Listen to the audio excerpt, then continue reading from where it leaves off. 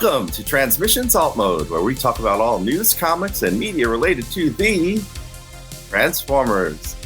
On this episode, it's the return of Transformers comics. We do a deep dive into Skybound's Transformers #1 and the new Energon Universe. Today is Friday, October 13th, 2023, and this is episode 359 of Transmissions Alt Mode.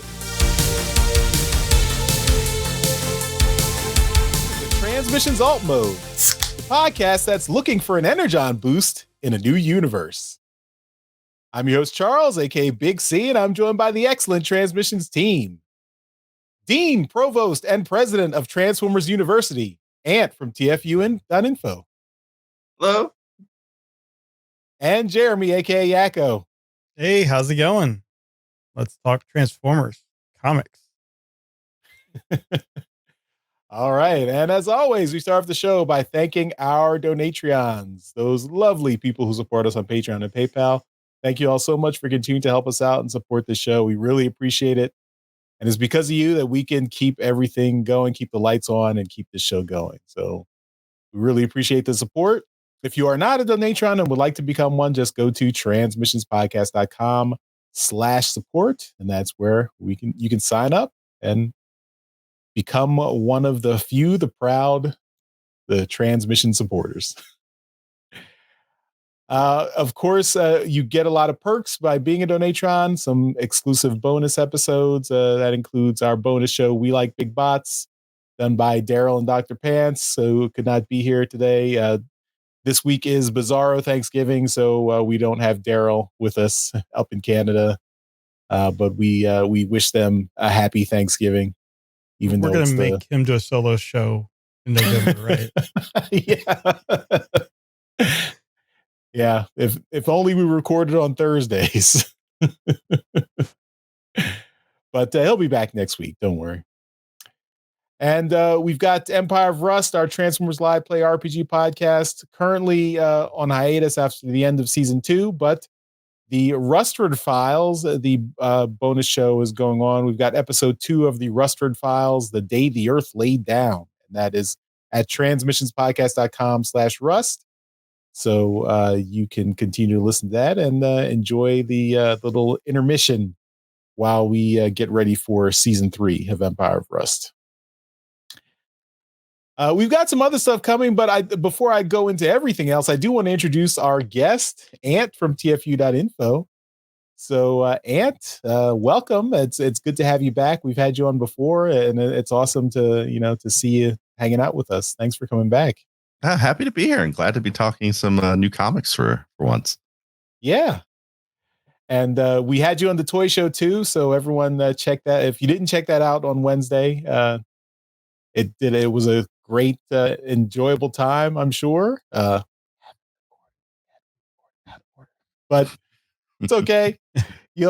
I'm sure it'll be great. So, or it was great. So check that out. It was incredible. I'm just so sad we had to edit out that amazing thing from Trips to the Store that ended up there was an NDA or something. But yeah, so Ant's gonna give us his perspective on Transformers #1, the new comic from Skybound that we're doing today.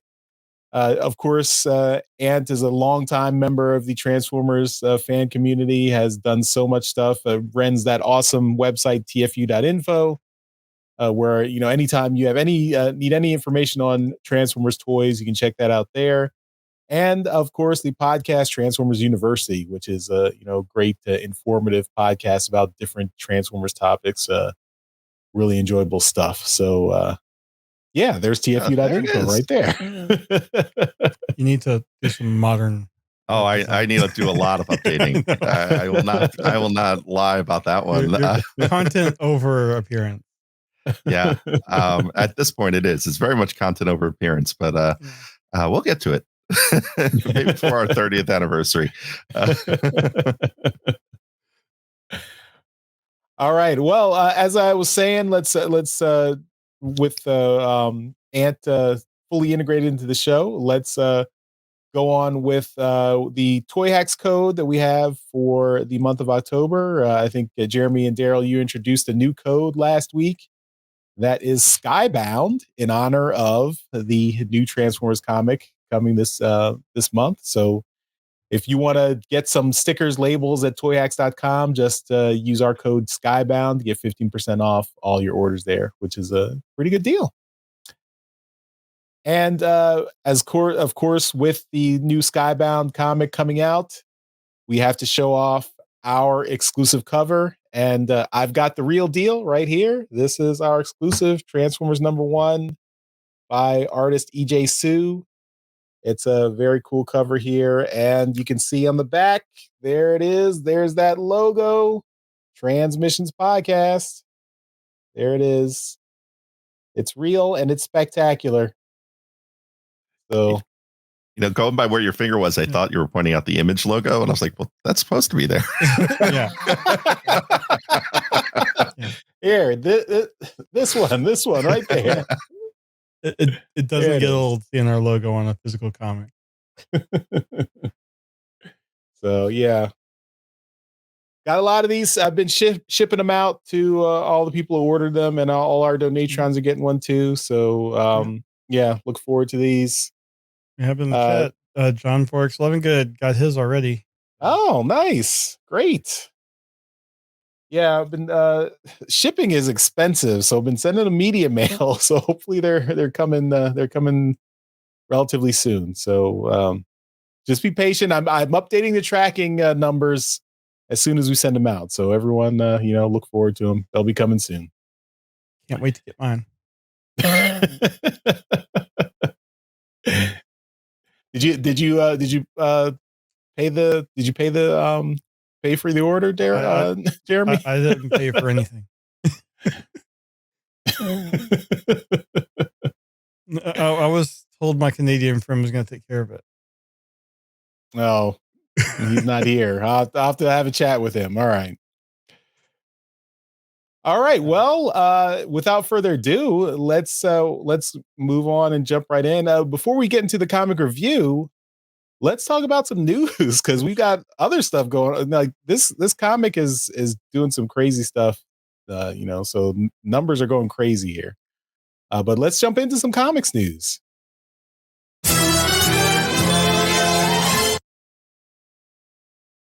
All right, so of course, the artist and writer on Transformers is Daniel Warren Johnson, and he is having a great year. I mean, he's an Eisner Award-winning artist. He's and I have not kind of checked out some of his previous work, but his work with Do a Powerbomb, I believe that's a comic focused on wrestling, and you see some of his influences wrestling in Transformers #1. So we'll talk about that in a little bit. But he's a Chicago artist, so local Chicago press has talked about his work on Transformers. So you can check out that article. He also he does a YouTube channel where he does a weekly stream every Friday with where he talks about his work. And he did a special stream with a director's commentary for Transformers #1. So I did watch this commentary. It was very interesting. He goes through every page of the comic. He also talks about his love for other Transformers artists. He read a lot of the Marvel comics back in the day, and he's a big fan of Jeff Sr. So as soon as I heard that was I knew he was a kindred spirit. Jeff Sr. is one of my favorite Transformers artists, by far one of my favorite from the Marvel era. And the fact that he called out Jeff Sr. in particular as one of his influences and trying to kind of a style that he said it's so unique he can't really copy it or homage it, but he really enjoys it. So I really appreciated that. So Daniel Warren Johnson, we can get you on Transmissions anytime. I'd love to talk to you about Jeff Sr. So, but he also talked about it's funny because he talked about his the toy that he uses as a model for Optimus Prime, which is actually a third-party figure from Magic Square. So it was kind of interesting. Like, hope Hasbro is not having any issues with his stream there, but he was showing off that Magic Square Optimus Prime and saying, yeah, that was a clear inspiration for him. So no, he's talked about that before in other interviews I've seen, but sure someone at Hasbro is sending him free Optimuses right now. Yeah, I mean, use this one.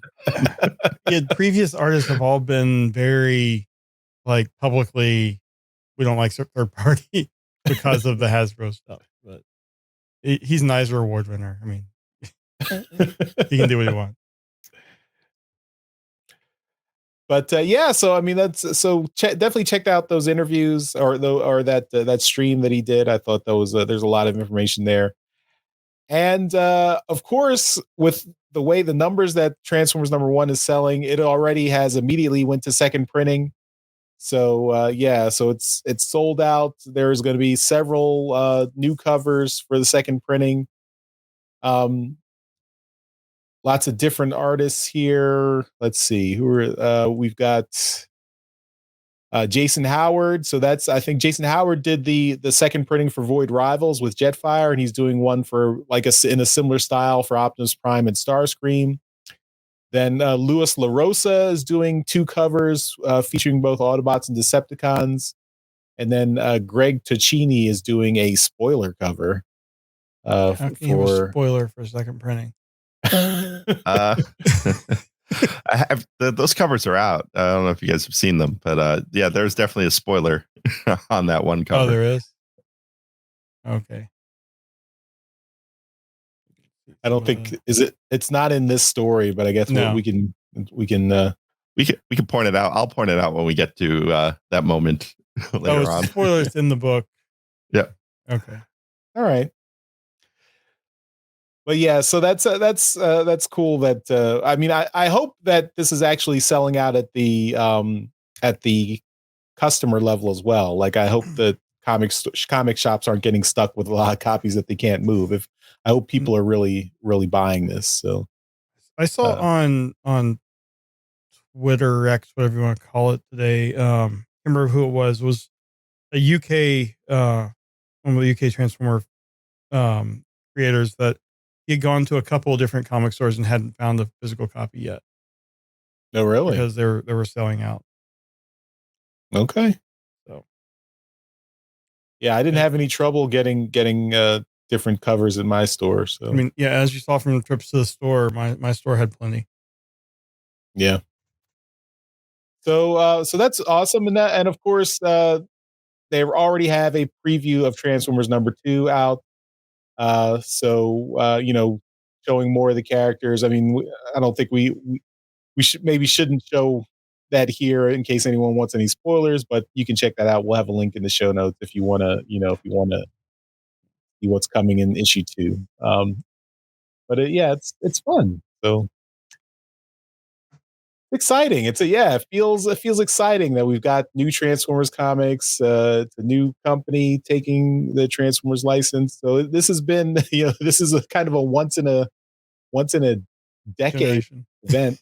once in a generation event. Yeah. So it's exciting. Even if, regardless of if you are not into Transformers comics or have not been into Transformers comics in the past, I'd encourage you to check it out. See if it grabs you. So I mean, I don't think even Dreamwave did some of these numbers, right? I mean, 150 something thousand. Yeah, these and that, I mean, that's the impressive thing, is that these numbers are beating Dreamwave from 20 years ago, which was already a better comic market. Yeah. So this is in this market, it's like unheard of. And this is beating Batman and Spider-Man. Yeah. For this issue, I just worry about the drop off between 1 and 2, because there's always a drop off. Just how much is that drop off going to be? Yeah. Dreamwave did 119,000 copies back in, was that 2002, 2003? Yeah. So that's significant. This is it'll be nice having that kind of number kind of shoved under the carpet now. And Image isn't going anywhere. They're not going to have the financial issues that Dreamwave had. Yeah. Yeah. I mean, Robert Kirkman can buy a Ferrari, but he doesn't need to bankrupt his company to finance a new car. Anyway, but we won't dwell on past scandals. But let's jump in and talk about this new comic. So we're going to do our spoiler review of Transformers #1.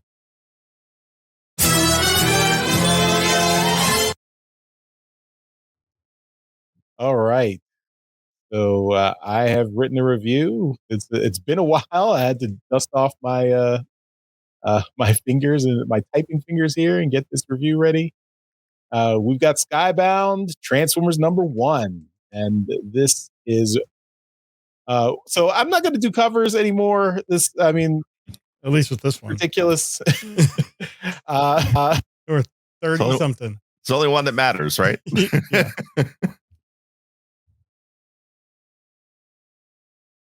I got muted for a second. The only cover you need is EJ Sue Transmission Transformers #1.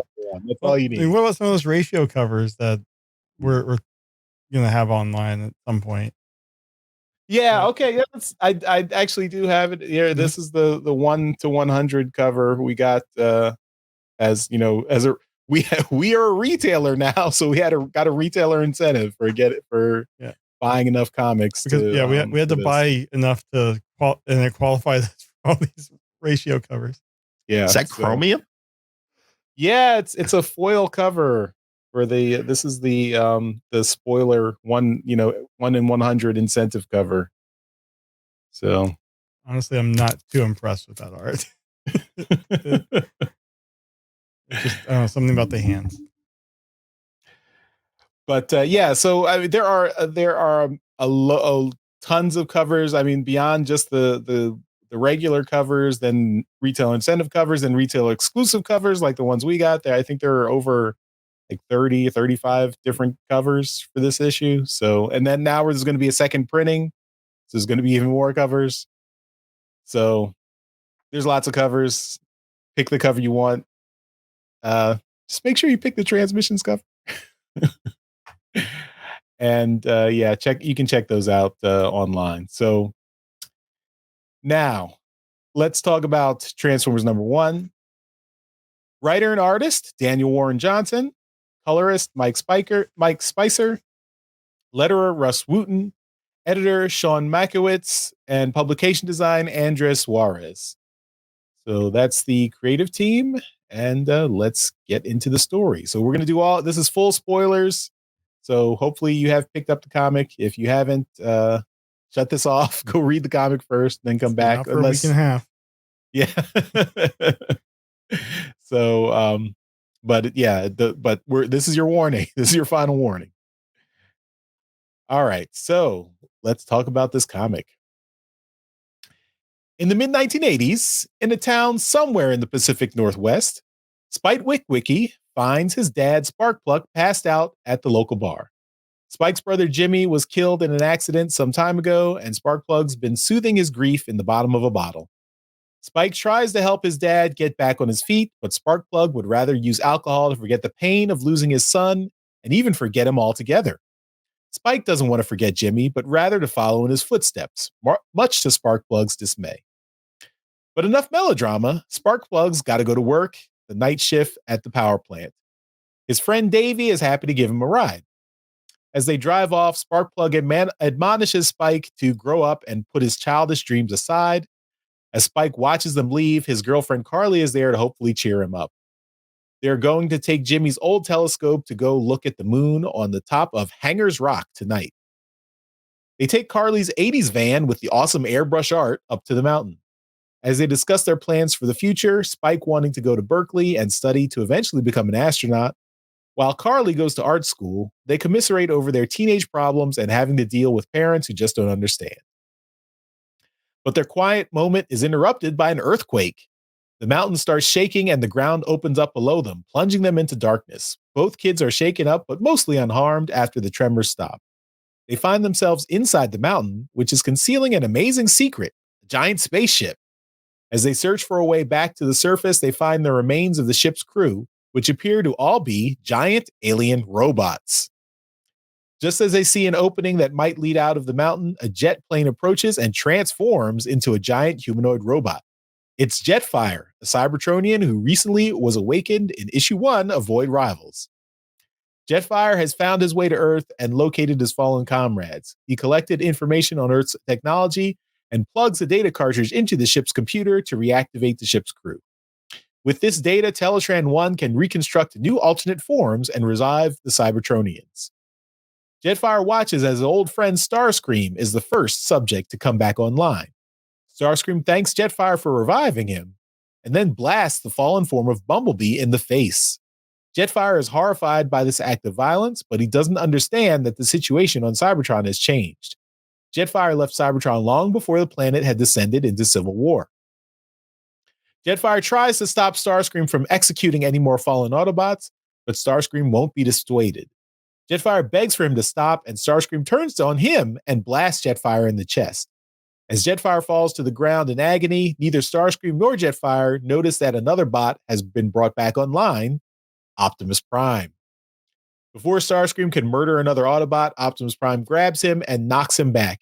He taunts Starscream for his cowardice at shooting bots while they lie dormant and helpless, but Starscream only cares about winning. As they wrestle in epic robot hand-to-hand combat, they destroy the debris that had served as Spike and Carly's hiding space. The kids try to run in the opposite direction to get out of harm's way, but Optimus sees them. Optimus realizes these creatures must be the planet's native inhabitants, and his instinct to protect them kicks in. He tells them to get behind him as Starscream opens fire on Optimus. Luckily, the Autobot medic Ratchet is the next bot to be rebuilt, and he delivers a swift kick to out Starscream, knocking him off balance. Ratchet uses the moment to help Optimus recover, but their respite is short-lived since the next bot online is Skywarp. Skywarp angrily fires blast after blast as the two Autobots take cover. Starscream tells Skywarp to help move the Decepticon bodies closer to Teletran 1 so that Decepticons will be revived instead of Autobots, and Skywarp obeys. The odds are getting increasingly worse for the Autobots. Optimus realizes they have to retreat and orders Ratchet to gather up the bodies of the other Autobots into his trailer so they can escape. Optimus will provide a distraction to buy time. He sees his blaster lying on the ground and makes a move for it. But he's not fast enough. Just then, Soundwave is reactivated, and he fires a massive blast from his shoulder cannon, knocking Optimus to the ground. In the midst of the explosion, Optimus struggles to regain his feet and sees the fallen form of his friend Bumblebee. Bee's injuries look irreparable, and a grief-stricken Optimus cradles his lifeless body in his arms. Watching from the sidelines, Spike sees Optimus's pain, and in that moment senses a kindred spirit who knows similar loss and grief. Spike sees Optimus's humanity despite his alien form. But that moment of grief means Optimus is caught off guard by Starscream. Starscream has Optimus in a headlock and forces him to the ground, but Optimus still struggles to reach his laser rifle. Starscream orders Soundwave to help, and Soundwave ejects Ravage. With both Ravage and Starscream on top of him, Optimus's weapon is just out of reach. Until Spike decides to pick a side. Spike runs from his hiding place and starts pushing the giant rifle closer to Optimus's hand. Carly hesitates a moment and then helps. They manage to push it just enough towards Optimus's fingers, and he grabs the rifle and blasts Ravage in the face. Optimus uses the shock of the moment to knock Starscream off of him, avoid another attack from Skywarp, and gain his footing. But with more Decepticons being automatically revived, Optimus sees only one option. He takes aim and fires, blasting Teletran 1 to smithereens. No more Decepticons will be coming online today. Ratchet has finally gotten all the Autobot bodies loaded into the trailer and signals to Optimus it's time to go. Optimus runs through the Decepticons' explosive blast, carrying the humans who helped him. Starscream is frustrated that Optimus is getting away, but the other Decepticons are low on Energon and can't pursue. Optimus gives that iconic line, "Transform and roll out," as Optimus and Ratchet transform to their truck and ambulance modes and drive out of the Ark. Spike and Carly are safely in Optimus's cab, but they watch in shock as Optimus and Ratchet drive right off the cliff, out of the Ark's shuttle bay, and land on the road, wheels intact and still driving. But they're not safe yet.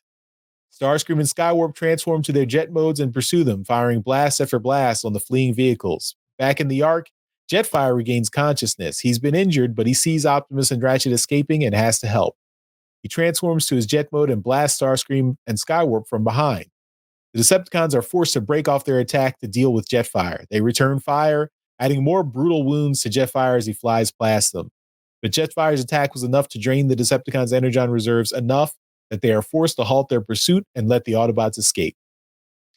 Spike leads the Autobots to an abandoned quarry where they can take refuge. Jetfire is severely damaged and can't be repaired. Even the power of the Matrix isn't enough to keep Jetfire from going offline. With his dying moments, Jetfire apologizes to Optimus for letting Starscream hurt them. He didn't realize Optimus had become the new Prime or that there was now a war on Cybertron. Optimus tells him there's nothing to forgive, that they are also trying to find a way to save their dying planet. Sadly, Jetfire's last moments are regret that he failed in his mission to save Cybertron. Back at the Ark, Soundwave tells Starscream their situation is dire. Teletran 1 is beyond repair, without Energon and raw materials, but all of the Decepticons online do not have the necessary Energon reserves to harvest what they need. All except Starscream himself. Angrily, Starscream agrees to go and collect the materials for the good of his loyal soldiers. At the nearby power plant, Sparkplug and Davy are clocking out. Davy tries to have a heart-to-heart with Sparkplug about his son Spike, but Sparky isn't listening. Suddenly, a giant robot appears and starts ripping down the metal infrastructure. Starscream has found the source of energy and materials. In a panic, Davy tries to make a run for it, but that's the last mistake he'll ever make. While Sparkplug hides, Davy is caught by Starscream, who grabs him in his giant metal hand. Starscream is mildly curious about these native creatures infesting the planet. He squeezes poor Davy until he pops. Starscream is amused by these creatures and how weak and pathetic they are. And that is how we end this story, to be continued in Transformers number 2 next month. And that was Transformers number 1. I got to say, one thing I did appreciate was this jumped right in with the action. Like, we didn't have a huge buildup. It was pretty quick. And, we got right in with the action. We got right in with the bots. We got a lot of characterization, particularly from Optimus Prime and Starscream.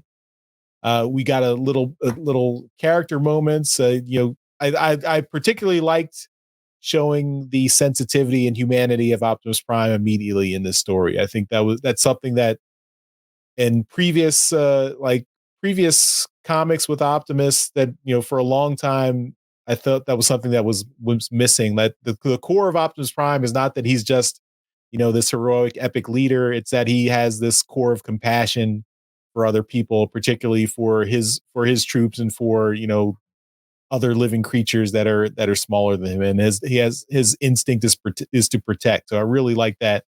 On the flip side, I also thought the characterization of Starscream was pretty spot on with like how he is ruthless and, always looking for the advantage. And also, particularly he's in charge and he enjoys being in charge, and he's not interested in, keep Megatron's name out of your mouth. He's the leader of the Decepticons here, which, that bodes well for a future, probably there's going to be a future appearance of good old Megatron. I'm sure we'll be back at some point in the future. So, I mean, that's not something that's something we've seen before in previous Starscreams where he's had a chance to lead on his own. So that's how IDW started.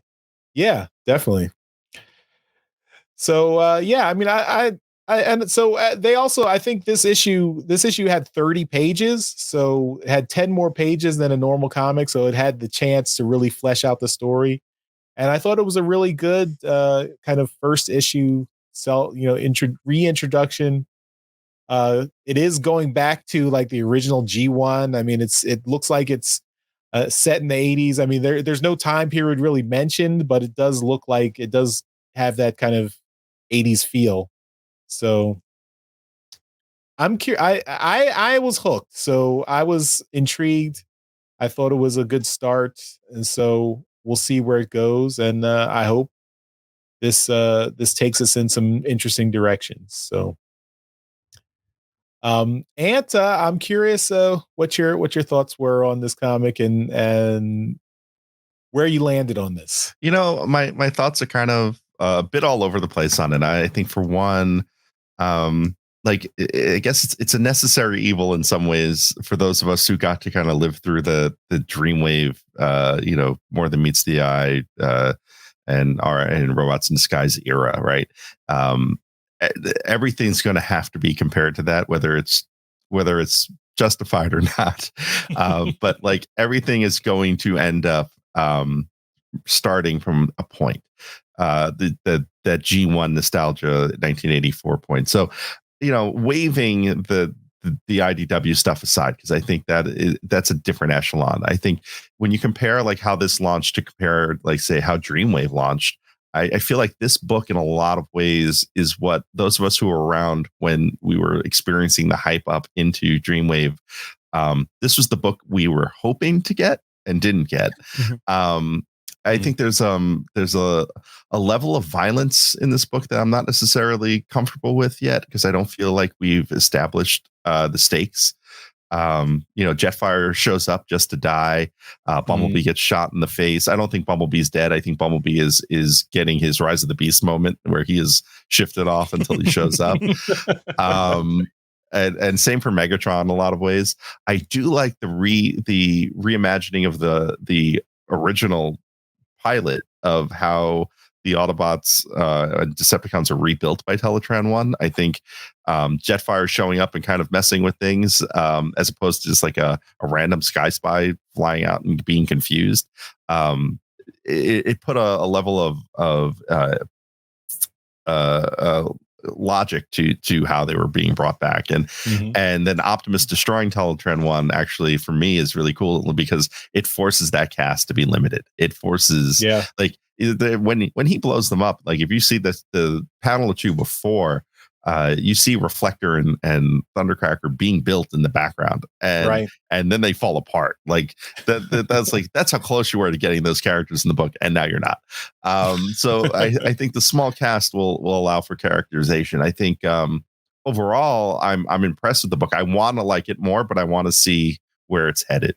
So I'm intrigued. I think it's probably the best way to put this, but it's probably the same way as you're feeling. And then I think the one thing for me, Daniel Warren Johnson's art, it's weird. It's not quite hitting me yet. Like I'm not in love with it. And it's funny you mentioned Jeff Sr. before we talked, because I didn't think of Jeff Sr. And that's the same thing. Like Jeff Sr. had to grow on me before I liked him. The person I thought of when I was reading this, and it's probably a bit out there and it's not a similar style, but with my reaction to it is the same, is Sam Keith. I didn't like Sam Keith's art when I first saw it, and but I knew it was good, and I didn't like it, but I knew it was good, and I had to try to figure out why that worked. And I feel the same way right now about Daniel Warren Johnson's. His storytelling is great. I can tell from panel to panel, I know what's going on, I know that sequence, but the stylization, I don't know, it's not clicking for me just yet.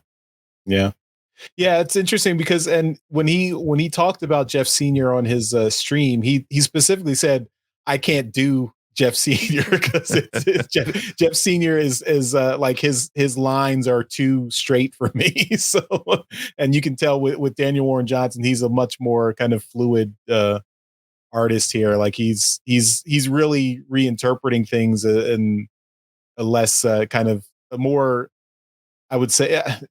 Not as precise as what we've previously seen from previous Transformers artists. So, I enjoyed most of the art for the issue. I think there was maybe one or two panels where I thought the proportions for Optimus Prime were a little bit weird, but I did like I'm not a big wrestling fan, but I immediately could see that he is, because of all the wrestling moves he was putting in with the fight between Optimus and Starscream there, and it looked cool. I mean, I thought that was a cool way to show that physicality of the battle. So I appreciate that, but I think the art is definitely different from what I'm used to for Transformers, but I think it's interesting. At least I'm looking forward to see more. So yeah. All right, Jeremy, what did you think? I'm kind of along the same lines. My immediate thought after I read the book for the first time was, that this is clearly a book aimed not at the current fandom that was into the IDW books and stuff. This is a more general audience, trying to get a lot of new people to become Transformer comic fans. And I enjoyed the book, but it did not have the depth that I really wanted. It seemed like it was more shallow in a lot of the storytelling beats that I wish it had. But the art, I agree with what a lot of you said about the art. I can tell it's good as well, but I'm still on the fence as to why it. I mean, I haven't seen a lot of his stuff. But I mean, everything is clear. I mean, I'm curious as to what Daryl's going to say when we talk to him about it. But I mean, it's not like I enjoyed Tom Scioli's Transformers versus G.I. Joe, which also I realize is good, and I can understand why Daryl thinks that it's not good. I'm wondering what he's going to say about this, because this is also stylized. I mean, it's a lot clearer, and it's different. We've dealt with the Alex Milnes, the Andrew Griffiths, EJ Sues for years, and the highly precise, overly precise, really, and clean Transformers, and this is more rough, visceral. It kind of works in the fights, although there are some proportion issues. But I think with his wrestling background, it did help in the kind of the choreography. I thought it worked really well there. But the writing, I feel, was the strongest point of the book, even though it didn't give me all that I want. I could see, as someone that has never read a Transformer book before, pick this up and be like, oh, this is something that's interesting. It's not what I've seen in the live action movies. It's not what I remember from the cartoons and stuff, but there are enough points in there that do click, that I could see them catching on and following it. I mean, there is going to be a drop off with number 2, because there always is. But I could see a lot of casual fans sticking with this for a little while, especially with the following that Robert Kirkman has and that Daniel Warren Johnson has. I think that's going to sustain this a little bit until we can kind of get into the universe more. But and it left me wanting a lot more. But I do like what they're doing. The reversal of the Decepticons are now in the arc, where the Autobots are kind of having to figure out where to be, and really they're down to just Optimus and Ratchet at this point. I think that is an interesting starting place, and it's kind of a reversal of what we've seen in almost every other incarnation.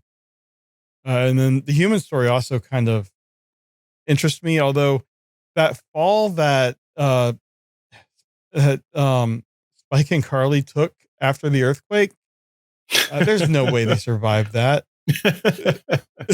That's like falling onto rocks probably 20, 30 feet. There's no way they survived. There were special super soft pillow rocks at the bottom of that cavern. Maybe, and, or it broke their fall. This entire series is just going to be ultimately Spike's last thought. That's everything that happened is just before he died.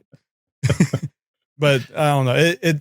I get the impression that Jetfire had been on Earth for a little while, because he had, like, I got the impression that he identified where the arc was, but he couldn't get to it. So that's why he caused the earthquake. And that kind of gave him a knowledge of Earth vehicles and stuff, which kind of goes to what you're saying, Ant, with the logic. And I mean, I kind of connected dots there that I did enjoy. And yeah, so I mean, this was fun. This was a good number 1. I'm looking forward to seeing where the whole Energon universe goes from here. There's enough there that really, if I wasn't already committed to buying every Transformers comic ever, I would continue with this. I mean, if I could give one tiny nitpick, which is not, I mean, it's not a criticism of this book because you could probably criticize every like every introductory Transformers story with this. How do they know English? How do they immediately speak English and speak to the humans already and can speak their language? Yeah, well, I suspect Jetfire's been on the planet for a while and has, done recon, but yeah, everyone else. Yeah, I mean, Jetfire wasn't the one who talked to the humans first. Right. It was Optimus. So, I mean, that's maybe, every Transformer or every Teletran like was able to monitor things in the however long. Teletran installed Google Translate into them, or the 1980s equivalent. Yeah. It's funny you mentioned the 1980s. Like, there's no clear declaration of when this story takes place. Like, we're just assuming it's the 80s because of the war scene at the beginning, which may or may not be Vietnam. It could also be like Desert Storm or something. Yeah, and then the shuttle explosion that's shown there, which is what we assume is what killed Jimmy. So was Jimmy on the Challenger? Was he? And the thing is, I know you mentioned that Jimmy is Spike's brother. I don't think, did they say Jimmy was Spike's brother in the book? No, they did not. So yeah, we're making some assumptions there. So yeah, that's they did not mention who exactly Jimmy is. So Jimmy could be his brother, it could be his uncle, it could be something else entirely. Just getting Jimmy Pink out of the picture from the start. So IDW fans clamoring for a return of Jimmy Pink. Yeah, I like to think Jimmy is Buster's real first name. James Buster Wiki. Yeah. Yeah, so we do not have the full picture of Spike and Sparkplug's home situation. So hopefully we'll get more details in the next issue. Also on the director commentary stream that I watched, Daniel Warren Johnson did mention that he specifically did not give a time era for the comic. So he said the only thing he kind of fixed is that no one has cell phones, because he says he hates stories with cell phones. I guess that causes some narrative issues with how ease of communication. So it's a time before cell phones were plentiful, I guess, which that doesn't have to be the 80s. Right. I mean, I think it's smart with the whole establishing of this new universe. You have the G.I. Joe stuff that's going to be starting up. So kind of not setting a distinct time frame doesn't lock you in. And so, I mean, eventually they're going to have to kind of give it a set time. But right now, when they're introducing everything, just it helps, because you saw what happened with IDW when they tried to integrate the continuity of all the G.I. Joe stuff with all the Transformers stuff, and it just didn't really work. Yeah. So yeah, I mean, I'd say this is a good start, a good fresh start. It remains to be seen what direction this will take.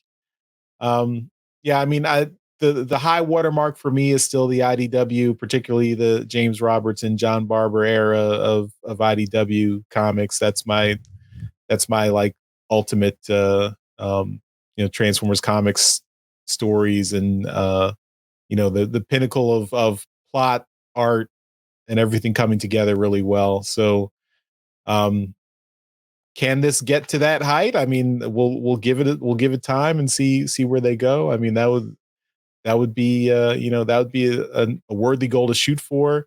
I have seen some of the interviews that Daniel Warren Johnson has given. He is not familiar at all with the IDW stuff, so he won't really be influenced by that. So we'll see what direction he'll take.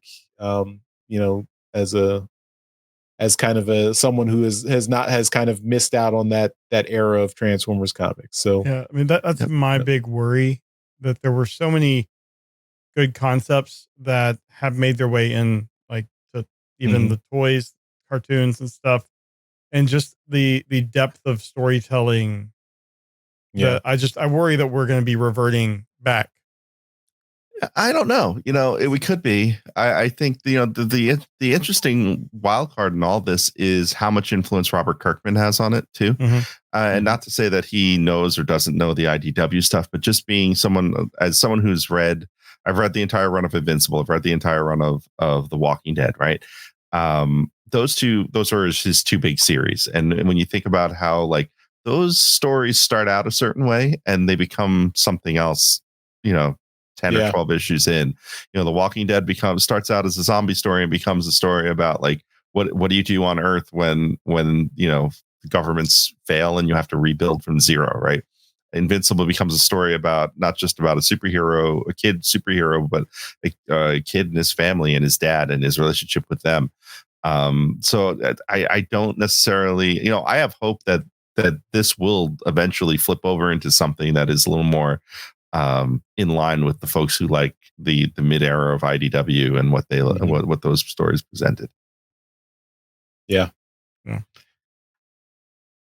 And also, I mean, we don't know, like, from the creator point of view, like Daniel Warren Johnson, I guess, has only said he's going to do the first 6 issues. So we don't know if he's going to go past that, if we're going to get other creators working on this book. I mean, if there's lots of potential for other creators to work on this. And with Skybound, it looks like they're committed to a relatively long haul for this Energon universe. At least they're trying to build it up to something that's going to be going for a while.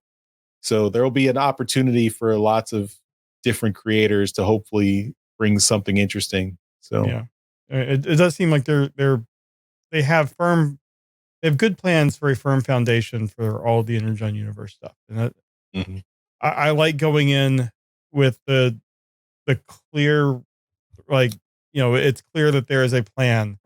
So I'm willing to kind of let this foundation be built, and we'll see where we go from there. Yep. All right. Well, that was our review of Transformers #1. And that will do it for this episode of Transmissions Alt Mode. So, as always, at the end of every show, we give a shout out to our Masterpiece Donatrons. These are the folks who continue to support us at our highest level on Patreon. And that's why we give them a shout out in every episode. So thank you once again to John Forex Levengood and Demon Tech 82. You guys are awesome. I think I see Demon Tech 82 listening right now. So you get to hear your shout out live. So hope you enjoyed it. And thank you for your support. And of course, Ant, thanks for coming on, guest hosting this week. Why don't you tell everyone where they can find your stuff online? Of course, tfu.info. Yes. So you can start with the website, tfu.info, the world's longest running transforming toy archive. You can also catch me on my podcast, Transformers University, and my sister show for that, TFU News and Views, where I will be, it might even be up by the time this posts, my review of Transformers 1 and Transformers #1, I should say. And then, of course, you can catch me on social media. I still trying to figure out where I'm ending up. I'm trying to end up at Blue Sky. I've even moved my icon to where I used to keep Twitter to force myself to go on there a bit more. You can find me at Blue Sky as TFU Info, all one word. And I still poke around on Twitter at TFU_info. Awesome. All right, everyone. That's it for this episode. We'll see you next time. Thanks for watching and listening. Bye-bye. Bye. See you. Later. Thank you for listening to this episode of Transmissions. If you'd like to join the conversation, travel to our Discord channel at transmissionspodcast.com/Discord. Want some cool transmission swag? Feast your eyes on our transmissions gear at transmissionspodcast.com/shop. If you'd like to support our podcast, go to transmissionspodcast.com/support or tell your friends about our show. We'll see you next time.